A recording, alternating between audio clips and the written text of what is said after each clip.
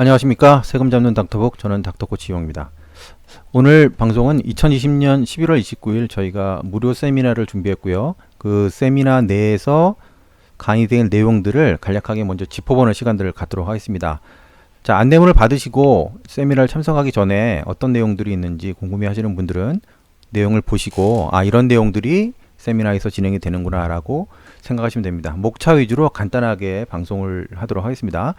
날짜 보시면 11월 29일이고요. 일요일입니다. 일요일 오후 3시부터 5시까지 그 2시간 정도 저희가 세미나가 진행이 되는데요. 주로 토픽을 좀 보겠습니다. 저 토픽은 일단 첫 번째는 가장 중요한 치과 병의원의 이제 매출액을 점검을 어떤 방식으로 할 건지, 그 다음에 세무사무실에서 매출액이 오면은 우리는 어떤 기준으로 점검을 해야 될지 이런 내용도 보시고요. 두 번째는 가장 궁금해 하시는 내용들, 여전한 테마죠.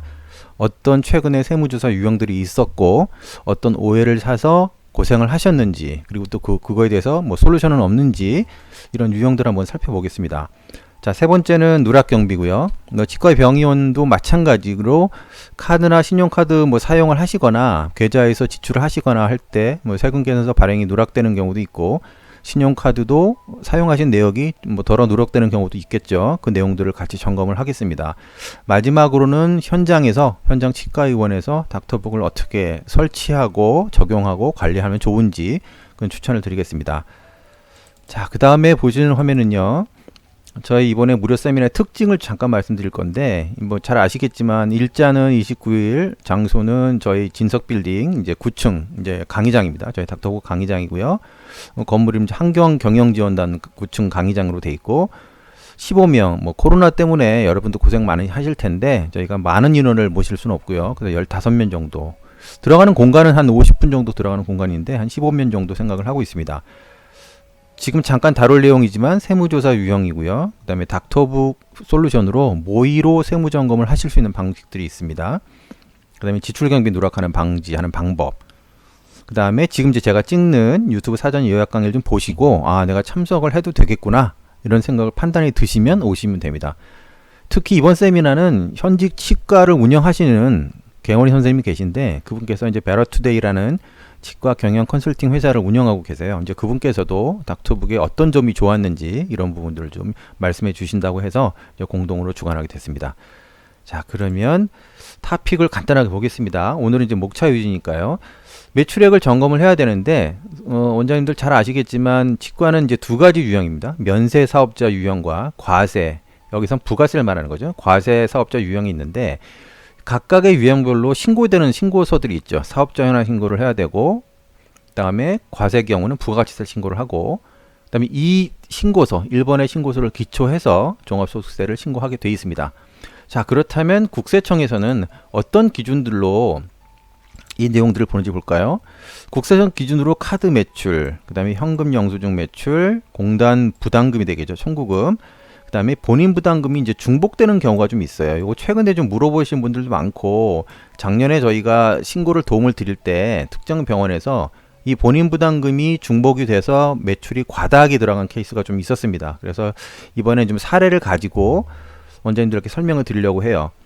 즉, 그래서 국세청 기준의 매출액 점검 프로세스가 필요하다는 말씀을 드리는 겁니다. 늘 말씀을 드리지만 닥터북 프로그램은 신고를 하는 그런 회계 프로그램은 아니고요. 전체적인 병원의 추세와 그다음에 국세청에서 어떤 관점으로 보는지 그런 판단 기준들을 이제 캐치업할 수 있는 프로그램이죠. 따라서 이제 현형을 발행하지 않는 순수 현금 매출액 계산도 정확히 이루어지지 않으면 매출 누락이 되기 때문에 또 꼼꼼히 보셔야 됩니다.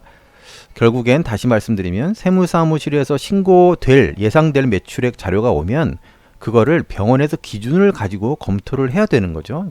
매출이 예를 들어서 병원에서 현금 신고를 얼마를 하겠습니다라고 했는데 그게 의사 전달에 이제 미스테이크로 작게 신고 데려갈 수도 있을 거고, 반대로 현금을 신고를 했는데 현금을 신고한 내용에다가 또 덧붙여서 현금 영수증을 또 발행하는 경우도 제가 좀 몇 번 봤거든요. 그런 등 과다 매출 이런 부분도 좀 보셔야 된다는 거죠.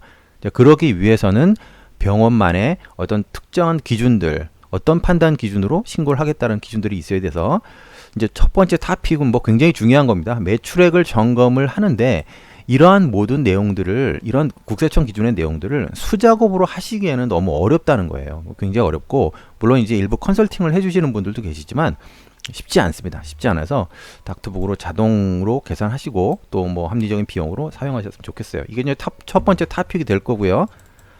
첫 번째 토픽 이후에 잠깐 보여드리면, 지금 이 내용은 그걸 보실 수 있어요. 이게 매출액을 관리하는 닥터북의 주요 프로그램 화면을 좀 띄운 건데요. 이제 첫 번째 보는 거는, 자, 자동으로 다 정리가 돼서 올해 추정되는 매출액 합계가 나오고 현금 영수증 비율과 현금 비율이 나오는데, 지금 순수한 현금을 입력을 하지 않으셨기 때문에 여기 이제 현금 비율이 빵프로가 나오는 거죠. 이제 카드 비율과 현금 비율도 나오고, 자, 이런 식으로 나와 있는데, 이 샘플 케이스 같은 경우는 말씀드린 대로 입력하는 케이스가 하나도 없습니다. 저희가 다 자동으로 가지고 옵니다. 자, 오른편에 보시는 거는 카드 매출과 현금 영수증 매출을 월별로 보여줍니다. 이제 월별로 보여드리는 목적은 특정한 달의 현금 영수증 매출이 굉장히 작아지면 무언가가 문제가 있을 거란 판단을 내리실 수 있어야 된다는 거죠. 카드 매출과 수수료 다 나오죠. 자, 보험 매출 보시면은 요양급여, 의료급여의 공단 부담금과 본인 부담금을 보여줍니다.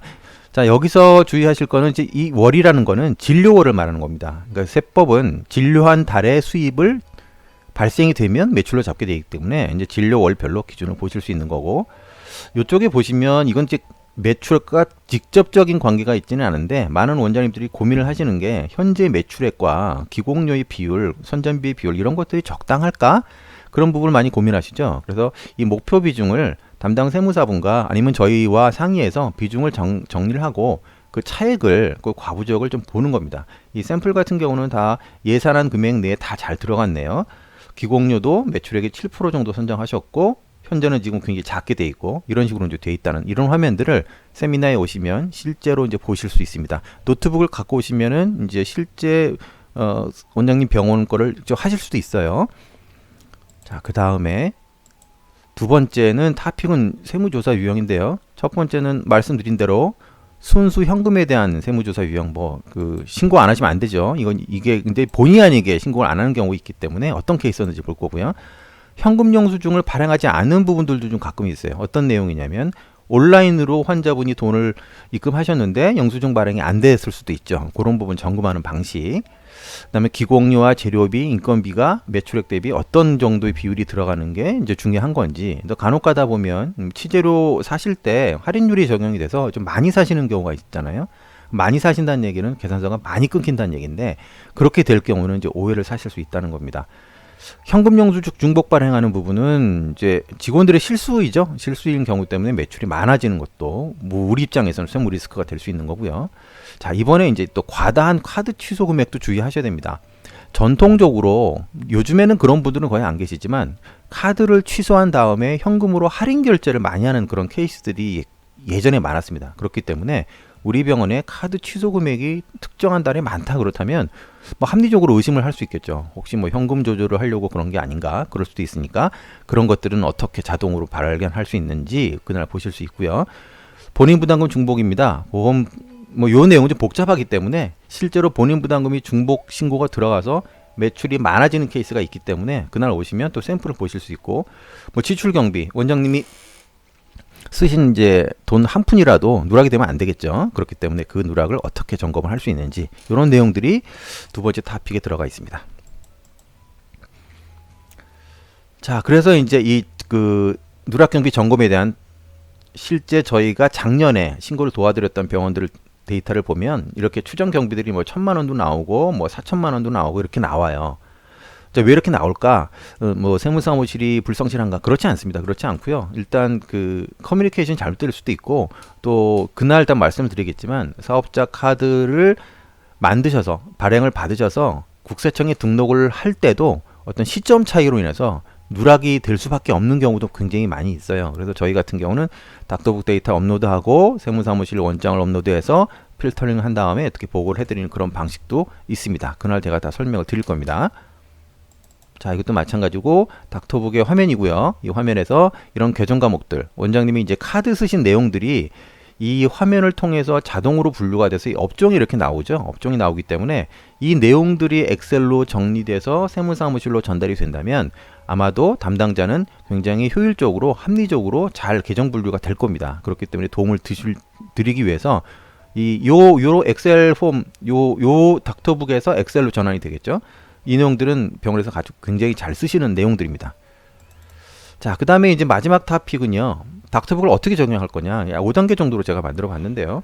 첫 번째, 원장님실과 데스크에 설치를 합니다. 그래서 여기서 카드와 현금 영수증, 온라인 입금 매출증 점검하고, 두 번째는 데스크에서 현금 영수증을 발행을 할 때 온라인 계좌에서 입금이 됐는지를 닥터북을 통해서 확인한 다음에 발행을 하셔야 이제 누락 방지가 안 될 수도 있고, 또 중복도 할 수 있어요. 왜냐면은 이제 국세청에서 현금 영수증이 발행이 될 때 환자의 성명은 안 나오는데 저희 닥터북은 나오기 때문에 어제 담당자가 발행을 했을 수도 있거든요. 그렇기 때문에 온라인 계좌 아니 혹은 국세청을 확인해서 현금 영수증이 중복되거나 누락되는 것을 방지합니다. 또 경우에 따라서는 카드 취소도 마찬가지죠. 카드 취소 경우에는 취소가 된 사유나 결제 수단을 변경할 때는 데스크에서 담당자가 메모를 해두시면 편합니다. 자, 3단계는 이제 사업용 계좌에서 지출하신 내역들을 자동으로 분류가 되면 담당자가 메모 정도 하시면 되죠. 어떤 용도로 썼는지. 4단계는 이 내용을 가지고 루틴하게 결산 미팅을 하시겠죠. 저희 같은 경우는 이제 원격으로 하신 경우도 있고 방문을 하는 경우도 있습니다. 5단계 마지막 단계는 이제 이 내용들을 가지고 세무사무실 자료와 함께 사업자 현황 신고와 종합소득세를 신고할 때 저희가 도움을 드리는 겁니다. 자, 이렇게 이제 제가 빠르게 진행을 했는데요. 물론 이제 요약 강의니까 그렇게 돼서 주로 그날 4가지의 토픽에 대해서 그날 세미나가 이루어지고, 특히 이번 세미나는 안내해드렸지만 현직 개원이면서 치과 전문 경영 컨설턴트께서 닥터북의 효용성과 필요성에 대한 부분도 좀 어필해 주실 거니까 시간이 되시면 꼭 참석하셔서 좋은 정보를 받아가셨으면 좋겠습니다. 자, 11월 29일 일요일이고요. 오후 3시 서초동 닥터북 강의장에서 뵙도록 하겠습니다. 감사합니다.